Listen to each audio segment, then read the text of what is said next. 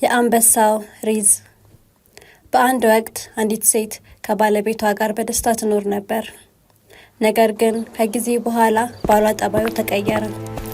ቁጡና አስቸጋሪ ሆነ። ሴትየዋም በጣም አዘነች። ወደ አንድ ጠቢብ ሽማግሌ ሄዳ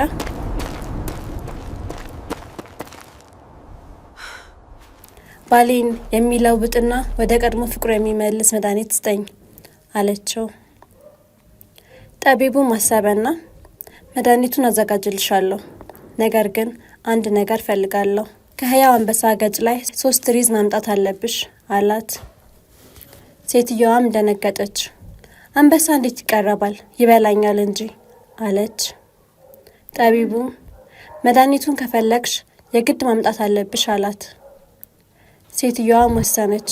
በየቀኑ ስጋ እየያዘች አንበሳ ወደሚሄድ ጀመረች። በመጀመሪያ ቀን ከሩቅ ሆና ስጋውን ወርውራለት ሸሸች።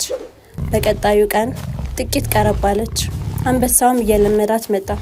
በየቀኑ እየቀረበች አንበሳውም እየለመዳት ሄደ። በመጨረሻም አንበሳው ከእጇ እየተቀለበ መብላት ጀመረ። እየበላ ሳለ በፍርሃትና በጥንቃቄ 3 ሪዝ ከጉንጩ ላይ ነቅላ ወሰደች።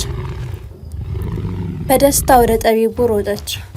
እነሆ ያዘዝከኝን አመጣው አለች።